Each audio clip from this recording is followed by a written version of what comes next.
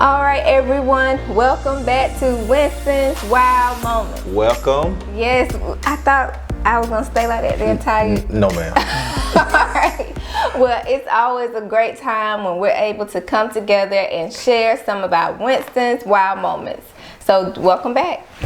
And we just want to tell you all, we love to hear feedback. So the text, the phone calls, everything we've been getting, we welcome that. To just hear how you enjoying our Winston Wild Moments. Now, as we begin, I'm going to start by venting. Okay. I just have to start by venting. What is it about women and taking pictures? What is it that before you leave, she wants to take a picture? While you're in the car, she wants to take a picture. When you get to your destination, she wants to take a picture. And just random, she wants to take a selfie. What is it? Why do you have to take pictures? So, I don't know about the general population of women, but I'll tell you about my background. And that will help you to understand. I grew up taking pictures. You remember going into 334 Sedgefield Road, there were pictures on the wall from before I was born. But you weren't taking selfies. Well, that's the evolution of time. But I always grew up taking pictures. Conceited. No, pictures, memories, moments. You get a snapshot and you capture the time. But conceited to the point, you just have to announce, put your hand on your hip and say, you have a beautiful wife. You do. And if you not gonna say it, I'll say it for you.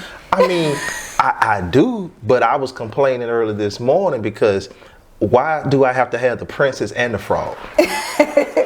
Just last night, you remember you were asleep and I kissed you on your hand? I was thinking maybe I could turn you back to a princess because you said you was gonna do better. You told everybody you was gonna start doing better. Have you been doing better? See, what happened was on last Saturday I forgot to take my picture, but I did dress up and I pulled off my sackcloth and I just didn't take the picture and tag you. And this is the following Saturday. And I got up, I dressed up, I put my hair back, put on a little makeup and, my attire. I have to give a plug, Styleology Fashion Truck. Apparently this is the place you need to go. Yes, I signed up. I'm to be a service of 408 Lakeview Way. I'm reporting to do the service. Salute. Salute. But back to her being conceited. So after you was telling me, stop traffic, I'm beautiful. And so then she tried to take a shot at me. She said, well, with all your gray hair, I guess older women gonna start thinking you look attractive. And remember, we was in the bed. And so I just said. He said they are. But what did you do after that? I don't remember. You slapped my head. I don't remember that. I think I blanked out. No, I thought you had shot me. I probably did. Because I just felt something. I said, shit, this girl done shot me. It was just a quick reflex. It just happens sometimes. That's what. Yeah, just reflex. That's all. But you still here. But I want to say also to everyone, me and the creative counselor, what we've been doing is, everybody in these times you need a prayer partner. But with me and the creative counselor, we have a plate partner. And so what a plate partner is, you have to take a picture of what you're eating and you have to send it to the other person to keep you accountable of what you're eating. Because too many of us, we stuck in the before picture. And I'm just tired of even myself looking like the before picture. And so we got to get past so that we can so find you a plate partner as well as a prayer partner. And send those pictures out to your plate partner so they can keep you accountable. Yeah, it's necessary. And I'm glad that you have the creative counselor, one of the God's best on this side of earth, to hold you accountable. So thank you. I sincerely appreciate it. You really do look like a G.I. Joe right now. G.I. Jane. I'm G.I. Jane. Now I will admit I'm still trying to, lose that weight. Now since you've had COVID, you haven't gained your weight back. So, you're still slim and trim. But I remember, before you talk about me, I remember one time early in our marriage, when you had picked up a few pounds, I was horrified one time. You remember I walked in, I thought you was putting on a bulletproof vest. I didn't know what that thing was. And you were trying to squeeze. I said, "This a bulletproof?" I said, "Are they shooting where we going?" And you put on that bulletproof vest. But you lost that weight, and you don't have to do that bulletproof vest, because I told you, I see it when I be looking at pictures, and you looking like a capital T. I said, she had on that bulletproof vest. That's not a bulletproof vest. Well, I don't know what you call that thing. It's like a girdle or something. But it had you. And I said, brings it all in together. Yeah, but if you can't breathe and sit down, you need. But you I don't have to wear it anymore. Yeah.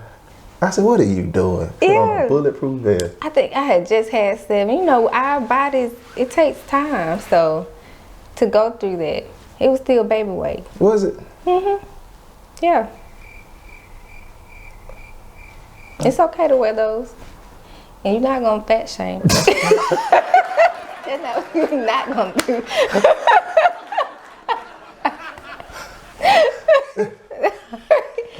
Yeah, we go through highs and lows. And it's fine. But I had a wow moment, a serious wow moment to happen. Went into a local establishment to buy my vitamins, and I watched Dr. Oz, and whatever Dr. Oz says, this is what you need to take. So my medicine cabinet is full of vitamin C and zinc and echinacea and D3 vitamins and just so forth and so forth, omega-3s. So I'm constantly going and buying my vitamins and my supplements. So I went in the store, and this particular store, I paid an additional $40 to get added benefits. They would deduct certain other prices, coupons always coming in the mail. And so once I paid for my products, I asked did I have any additional discounts. The individual that was helping me said I didn't have any discounts. And so soon as I made my purchase, they laughed and says, well, you have discounts. And I said, well, can I use them? It was $25. And they said, no, you can't use them. You already paid for it. So I walked out of the store, but then I was like, you know what? I really wanted to get something else. So I exchanged it, bought something of greater value.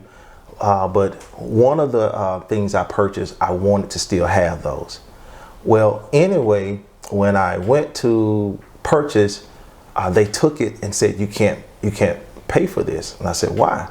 They said, you brought it back. And I said, well, can I get something like it? They said, no. I said, I can't buy it. And so I didn't understand. And so I was just asking questions. Long story short, they end up calling security just because I asked questions.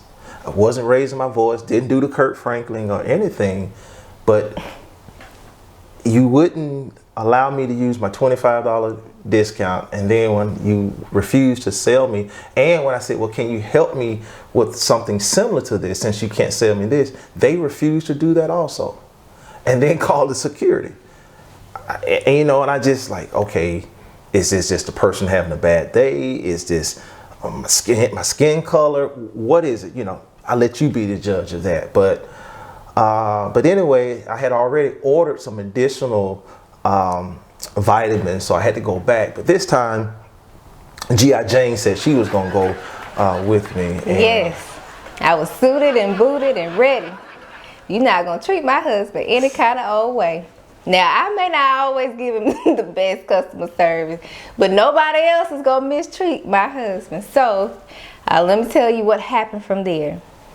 Because it's important for us when you have these type of experiences to try to course correct it some way.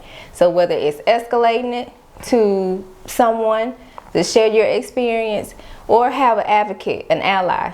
And just so happened, my husband had me as an ally. Now, I wasn't bringing my wife in to be the big bad wolf. It was just simply, we may need to go together so that, I would have a witness, because I was sharing with her how I had my bad experience. Don't know why they call security, especially in this climate that we're in. just tell me you don't want to serve me, but not call security on me. You're right, and that was concerning. So of course I have an action plan. My action plan is, let's get to the first point of breakdown. So I personally went to the security guard and reminded him of this experience and asked him what was his feedback, his thoughts, what happened during this interaction.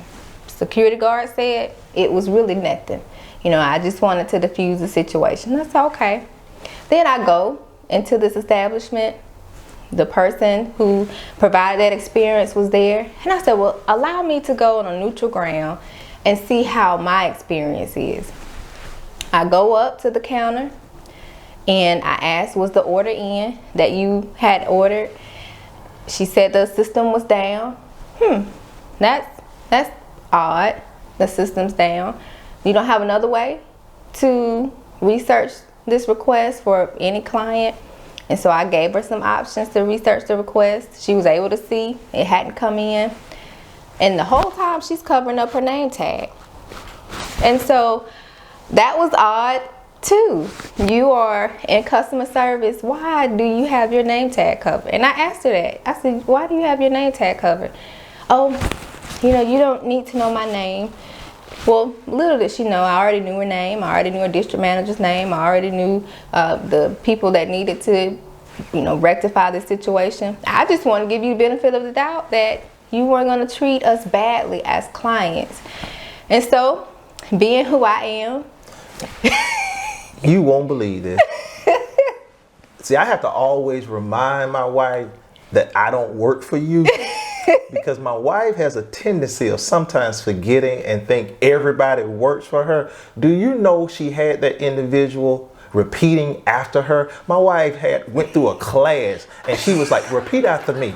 Next time a customer's in here, I want you to say this. Now practice, now say it. She had her practicing. She had her going through all the points of customer service, and I'm just standing there with my mouth open. Right, because obviously there was a breakdown in training, and that's my mind, is to say, okay, what's the first point of breakdown?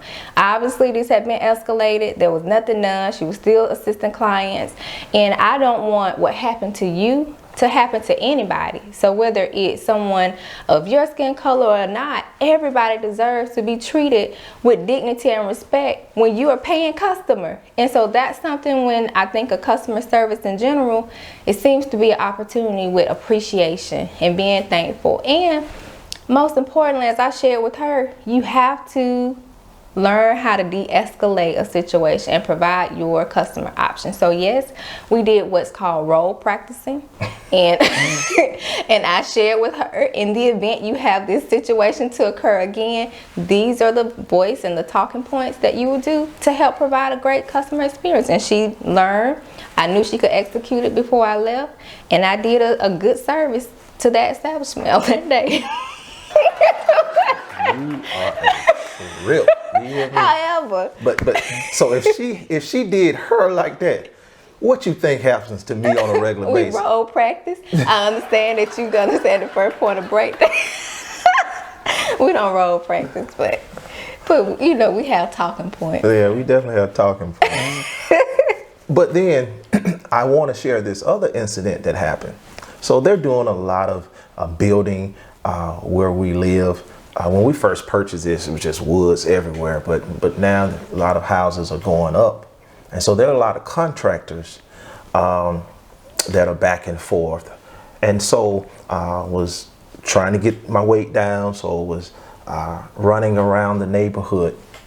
And as I was running, this big monster truck, it just stopped while I was running.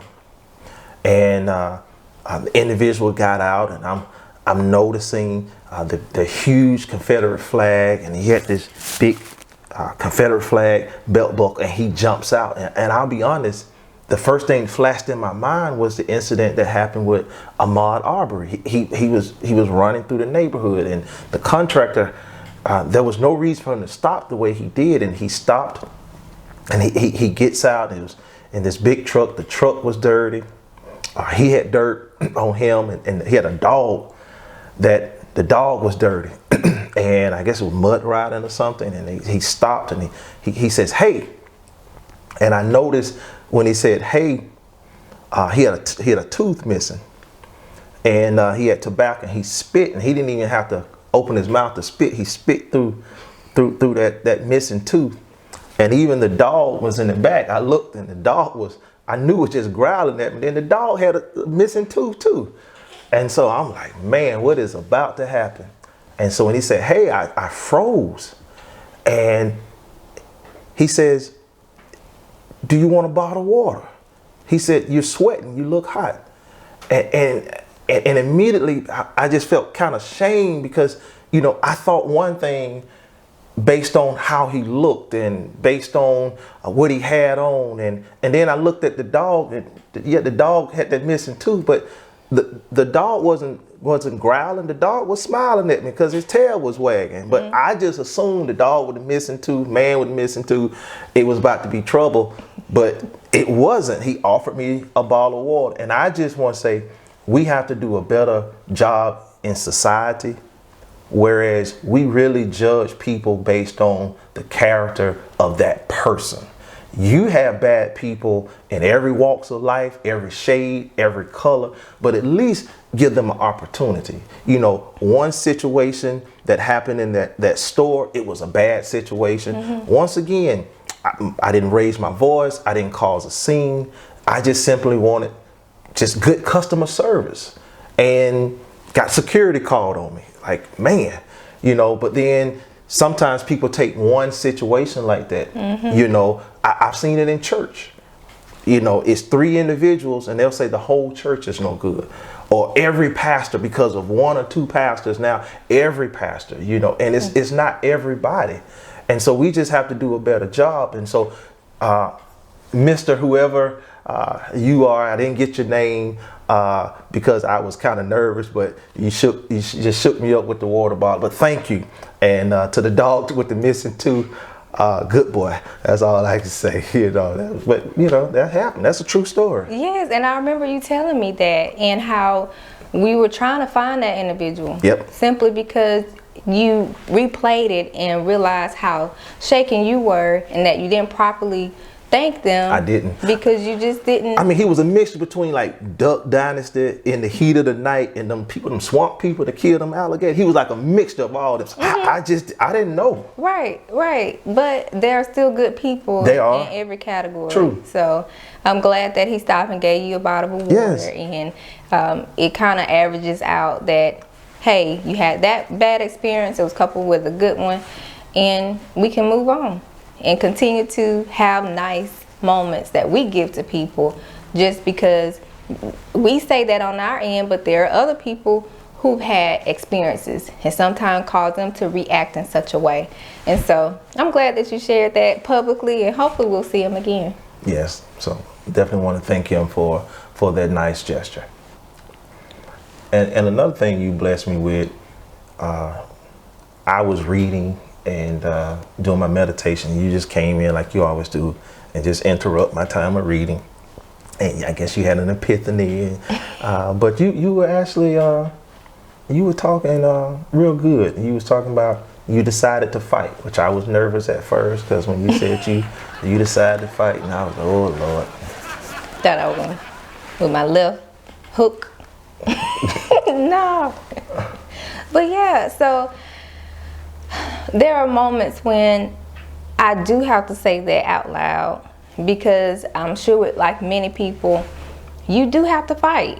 You have to get up each and every day and decide that I'm going to make today a great day. And I always say this in every day, in every situation: what can I control? You know, there are many things that I can't control that has happened, things that surround us we can't control, but I can control, okay, thinking of things that are a good report.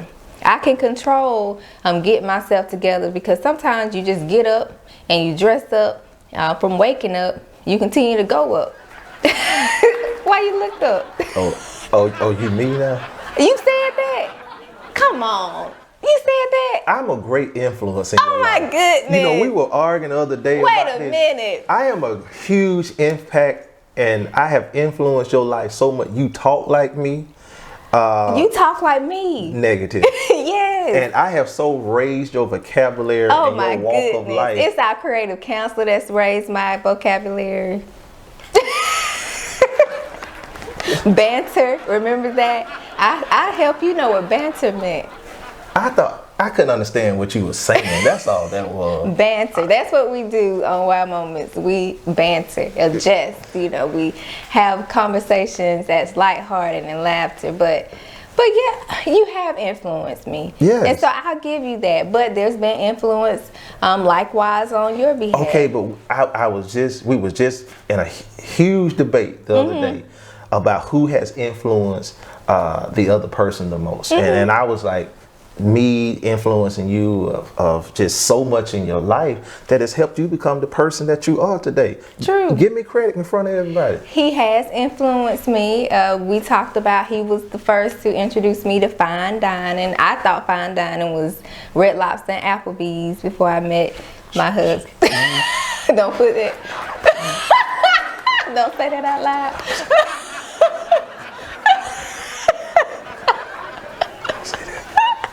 But hey, that's what I thought was fine dining. I didn't get a good spa treatment until you took me to the spa for my birthday, and just as you said, refined me, is you say in your joking manner.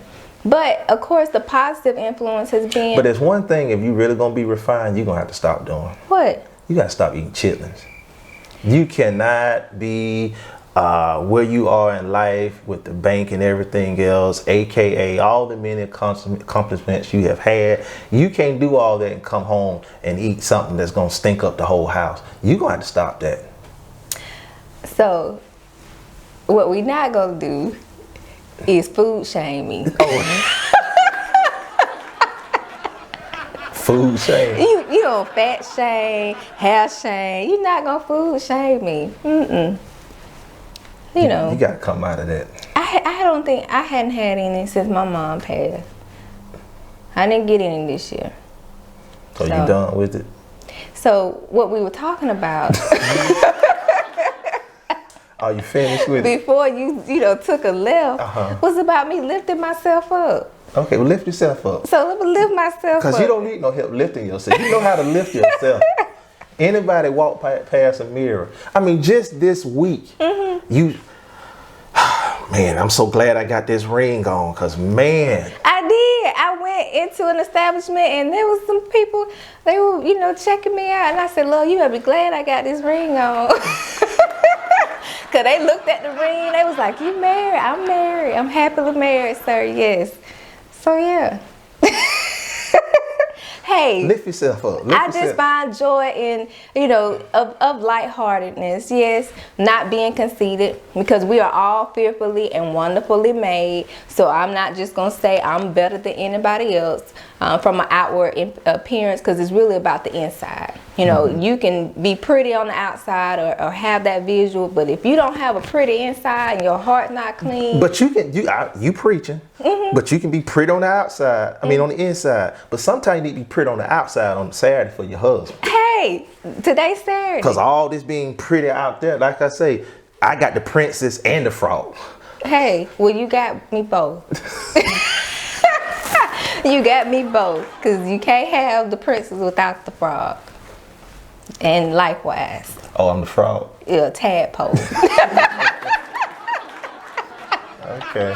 My tadpole husband. I love you, little tadpole. Yeah, I love you too. But yeah, so to everybody out there, press your way through. Lift yourself up. We are still going through 2021. We still have a lot of things that's happening that could cause you to be sad and down and downtrodden, but we just have to make up your mind. And that's what I came to tell you when you were studying, because it came to me like, Courtney, you got to make up your mind to really pull yourself up and fight. Because I can't just fight and say that it's just for me. I got a husband I got to fight for. I got 2 girls that I have to fight for. I have those that look up to me in the community. There's responsibilities that I have to fight. So I'm going to fight to keep my joy. I'm going to fight to keep my peace. I'm going to fight to be better physically, spiritually, and emotionally. So I'm going to fight the good fight. And that's what I told my husband, and I'm standing on it. Okay. All right, well, fight on. Hey, I'm fighting. That's why I dressed up today. You got it. I'm gonna fight. No limit soldier. I thought I told you.